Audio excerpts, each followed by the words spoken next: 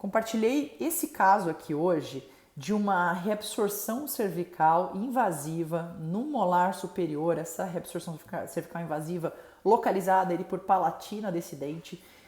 E a pergunta foi, né? E aí, esse dente tem salvação ou não tem salvação? Eu coloquei de propósito, né? Apesar de sim ou não, sem deixar muita margem, como se o negócio fosse direto, reto, objetivo e matemático, e a gente sabe que não é, mas só pra gente ter uma ideia. E até a última vez que eu chequei ali nessa enquete, né, que foi pelo Instagram, tava muito balanceado esse sim ou não, certo? E aí, eu vou falar para você que esse talvez seja um dos maiores desafios que a gente, como profissional que faz endodontia, pode encontrar no consultório. O fato ali de sermos muitas vezes o profissional que vai ou ser o salvador da pátria e validar a permanência de um caso limítrofe, ou se a gente vai ser o carrasco e condenar e puxar para o peito a responsabilidade de condenar um caso aí limítrofe também. E que se encaixa, acho que muito, né, nesse exemplo aqui dessa reabsorção, especialmente pelo tipo de reabsorção cervical, invasiva, né, já bastante avançada, região palatina de um molar superior, ou seja, difícil acesso, não dá pra gente pensar no acesso cirúrgico, e ao mesmo tempo falar, poxa, essa paciente ela tem uma sensibilidade eventual, esse dente então ele não tem nada ali que você fale está prejudicando naquele momento a saúde da paciente.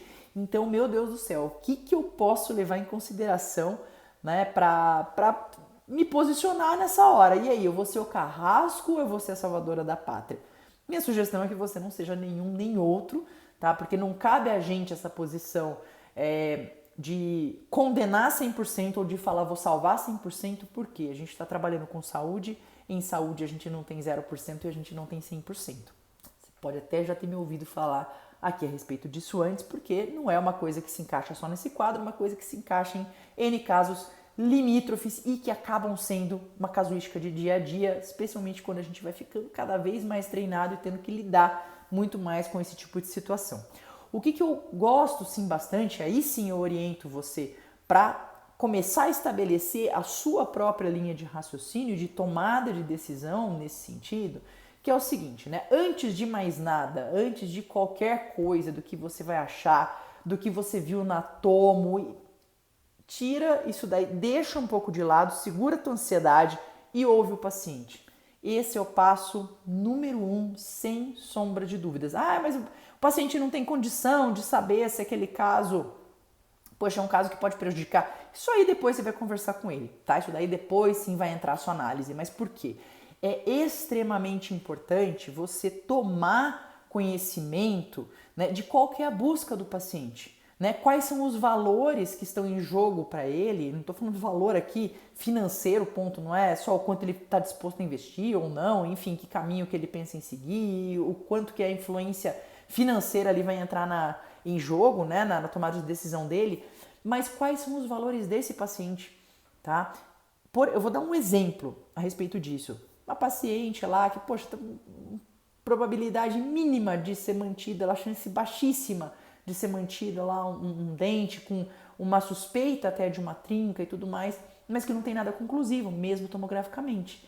E aí a paciente vira e fala, se a chance não é 0%, se não está prejudicando mais a minha saúde, não está gerando uma perda óssea, não está gerando um quadro infeccioso, nem nada disso, então ela, por conta dela, né, ela falou assim, para mim é muito importante, porque quando eu era mais jovem, eu não podia, minha família não tinha dinheiro para pagar um tratamento, né? E numa dessas de não ter dinheiro, eu acabei tendo dentes que ela falou assim, eu lembro que eram dentes que quebravam um pouco e começavam a doer e que eram extraídos por falta de condição financeira de poder pagar pelo tratamento.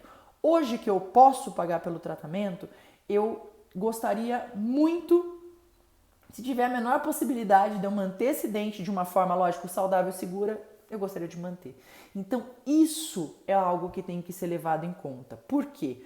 Quando a gente olha para um caso, né, vamos pegar esse caso aqui da reabsorção, a gente, né, claramente ali junto com o paciente, né, ouviu os valores do paciente, eu tenho que pensar qual que é a solução final que eu quero entregar para esse paciente. Né? Já que eu ouvi ele aqui, eu tenho a solução final. Diante da solução final, que normalmente é algo em torno do paciente reabilitado ou com a sua função, o dente com a função restabelecida, estética, né? Seja lá o que for, aquela solução final, quais são os itens que eu tenho nessa solução, aí eu faço um planejamento reverso. Bom, se o meu norte é para lá, o que eu vou considerar nesse passo a passo aqui antes, né? Quais são as etapas que eu tenho que fazer aqui antes? Eu tenho que fazer o tratamento de canal desse dente, por exemplo? Aí é uma possibilidade. Quais são os prós e quais são os contras de eu manter esse dente? Né? E aí, levando em conta exatamente o que também é importante para o paciente, além, né, da preservação, isso acima de tudo, né, a preservação da saúde desse paciente, saúde e bem-estar desse paciente, tanto a curto, médio ou longo prazo, aí sim eu posso pegar e de maneira muito mais clara, talvez, né, não matemática e objetiva, mas talvez de uma maneira muito mais fluida, eu consiga chegar em qual é a melhor alternativa, certo? Então isso vale para tudo, não é para esse caso aqui pontualmente falando, mas de uma forma geral, o como que você pode começar então a partir de hoje, se é que você já não tem aí muito bem treinado, a sua linha de tomada de decisão para casos limítrofes. E com relação especificamente a esse caso aqui, quais foram as considerações? Essa paciente hoje, primeiro eu ouvi a paciente, né? A única coisa que ela tem nesse dente hoje é uma sensibilidade eventual quando ela toma gelado. É a única queixa dessa paciente. Então, diante disso, né, a sintomatologia não é algo ali agudo, mas também é algo que não pode ser ignorado. Por quê? Essa paciente ela está, né, num quadro de uma pulpite reversível, ok? Muito bem, só que essa pulpite, uma vez que a gente não tem como remover de maneira satisfatória o fator etiológico, que seria exatamente o quê? Essa reabsorção aqui invasiva e que já está progredindo ali, se a gente for avaliar, ela já está se estendendo até terço médio, né, dessa raiz palatina, desse molar superior. Então, assim, eu não tenho um acesso nem cirúrgico, nem não cirúrgico, para fazer ali a remoção desse tecido alterado, desse tecido, às vezes um tecido granulomatoso e tudo mais que a gente encontra ali, às vezes numa situação desse tipo de reabsorção, e fazer o selamento adequado desse dente, né, desse conduto, e seja o que mais, porque aqui no caso essa reabsorção especificamente está comprometendo até a parede do canal palatino já, uma das paredes do canal palatino, certo? E aí, o que acontece? Você fala, mas a paciente não está com dor e não está causando ali uma perda óssea nem nada, e se eu mantiver esse dente? Aí a gente começa então a explorar as possibilidades. Se eu mantiver esse dente, o que pode acontecer? Esse dente, muito provavelmente, ele vai continuar evoluindo, né, a questão da alteração pulpar, né, e eventualmente essa paciente ela pode entrar num quadro de uma pulpite irreversível.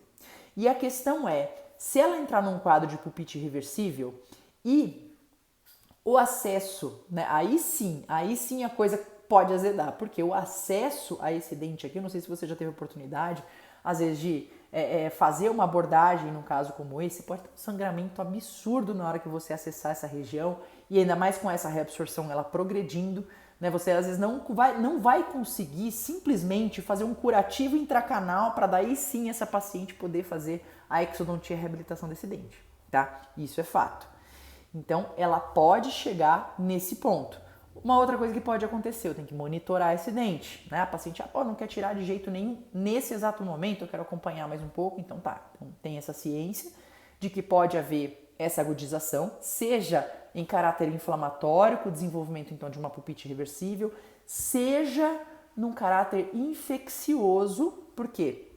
Isso daqui a gente tem uma janela aí de infecção totalmente possível, plausível, e uma infecção da mesma forma, ela pode se desenvolver, entrar em quadro agudo ou se desenvolver de maneira silenciosa e crônica, e nenhuma das possibilidades aí seria algo desejável e seria algo de fácil manejo. Novamente, a gente entra em um desafio de manejo, né, se essa paciente entrar em algum estágio agudo, seja inflamatório ou infeccioso, né, ou começar a ter algum prejuízo ali de perda óssea ou alguma outra questão que pode depois prejudicar uma reabilitação futura.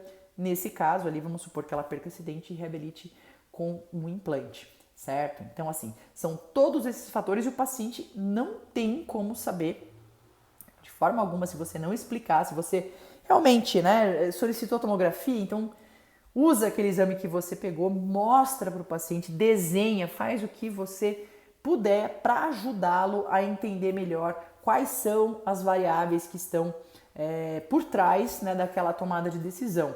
Não é simplesmente, né? Fala assim, nem sempre é mais conservadora a decisão de eu manter um dente. Né? Em alguns casos eu posso estar colocando em risco a manutenção, às vezes, de um tecido ósseo, eu posso estar colocando em risco esse paciente passar por um quadro eventualmente aí mais sério, de infecção e tudo mais. Então eu tenho que ponderar muito bem, né, para estabelecer o que é mais conservador aí nesse caso com relação à saúde de forma geral ou não. Paralelo, né, fala, porque assim, se a gente observa essa reabsorção, você fala, nossa, mas tem alguns pontos aqui que eu vejo uma certa radiopacidade. Poxa, será que não tem algum tecido assim mais duro ali formado? Existem algumas reabsorções cervicais invasivas, sim, onde a gente vê alguma estabilização. E eu já tive a oportunidade de acompanhar uma paciente que chegou com um incisivo central superior, chegou assim, desacorçoada, falou assim, olha, já passei em 3 dentistas, 3 endodontistas e todos bateram o olho na radiografia e falaram, ó, esse seu dente está perdido. O que foi a primeira coisa que eu fiz com essa paciente? Eu ouvi a história dela, eu ouvi os anseios dela, eu ouvi quais são os valores dessa paciente, o que é importante para ela. Depois que eu ouvi tudo isso e eu fiz a radiografia e eu vi aquela reabsorção, também que tem esse aspecto, né, um pouco, você fala, não está totalmente radiolúcida, você tem algumas regiões ali de radiopacidade, eu posso pensar numa estabilização, mas também eu tenho que ficar atento, não posso deixar isso prejudicar a saúde da paciente, né, de forma geral, uma perda óssea. E aí, olha só, a hora que eu perguntei para a paciente, por acaso você tem alguma radiografia anterior desse dente, né, para eu ver como é que estava a situação, de repente 1 ano atrás, 2 anos atrás, a paciente, eu falo eu falo para a paciente com melhor histórico até do que eu tenho, acho que dos meus próprios dentes. Ela tinha quase 30 anos de radiografia, porque ela fez ortodontia e ela tinha toda a documentação desde quando ela colocou o aparelho, né, mais de 25 anos atrás, então com radiografia panorâmica, com toda uma documentação. E o que eu pude observar? O tanto de tempo que aquela reabsorção já estava presente, né? O tanto de anos que aquela reabsorção estava exatamente da forma como ela estava naquele momento que aquela paciente estava na minha frente. E ela não tinha nada de sintoma, não tinha nada de perda óssea associada, não tinha nada que justificasse, né? Ainda mais com o histórico desse, a gente intervir, né, nesse dente, nesse caso especificamente, era um incisivo central, né, superior, mas assim, é um quadro diferente da outra paciente lá do molar, que tem um quadro de pulpite, já é um dente multiradicular, tem mais coisa acontecendo. Já nessa paciente do central, a gente pôde ponderar de outra forma e esse dente segue em acompanhamento, já faz 3 anos que ela está comigo e continua seguindo em acompanhamento. Tá certo? Então vocês veem que uma mesma situação, um mesmo diagnóstico, às vezes de uma reabsorção cervical invasiva, a gente pode ter diferentes tomadas de decisão. Primeira coisa, e se você sair daqui hoje desse nosso papo, desse nosso vídeo, com uma coisa na sua cabeça, que seja o seguinte, antes de você começar a debulhar o caso, né, e conversar a respeito, falar o que você acha, o que você não acha, pare e ouça o paciente. Ouça o paciente sem julgamento. Não é também aquele ouvir, estou ouvindo, nossa, o paciente não tem nem ideia. Não, ouve de coração aberto, porque naquela hora você está tomando contato com o que importa para o seu paciente, para daí sim juntos, né? Porque também esse peso, né, não é assim, peso no sentido de responsabilidade. Essa responsabilidade não é simplesmente sua, né? Não é uma tomada 100% sua, é uma tomada que você puxa o paciente também, traz os valores dele, traz o entendimento dele, traz, se for necessário, aqui o seu colega que faz reabilitação, que faz uma outra especialidade, né? Não é uma coisa que você tem que bater no peito e falar assim, aguento a bronca sozinho aqui, né? Para um lado ou para o outro, ou para ser a salvadora da pátria, ou para ser o carrasco aqui nesse caso, eu que aguento a bronca sozinho. Não, você até pode, né, ser o mediador nisso tudo, a pessoa que vai explicar muito bem, mas essa tomada de decisão, essa responsabilidade é algo realmente aí dividido e tomado de forma conjunta, tá certo? Notícia super importante que você já deve estar sabendo, né? Essa altura a gente tem um curso, dos melhores cursos que talvez eu já tenha visto na vida, não porque fui eu que desenhei, idealizei, mas porque foi colocado ali uma bagagem de tanta coisa junto, né, de tanta coisa além da endodontia. Falo, tecnicamente, endodontia ali, pô, tá aqui, tá pronto, tá simples. Agora, o que tem além da endodontia ali é realmente um mundo que fica até difícil de... Difícil não, acho que fica bem impossível de você falar, não, eu vou buscar um curso desse aqui em um outro lugar. Não tem, simplesmente não tem, que é o curso de controle de dor. É o Endolovers Original, curso de controle de dor em endodontia, que começa dia 25 de maio. Eu sou muito entusiasta de quem está disposto a melhorar e busca, né, um caminho para isso. E com certeza, se quiser contar comigo, tá aqui especial ainda até o dia 24.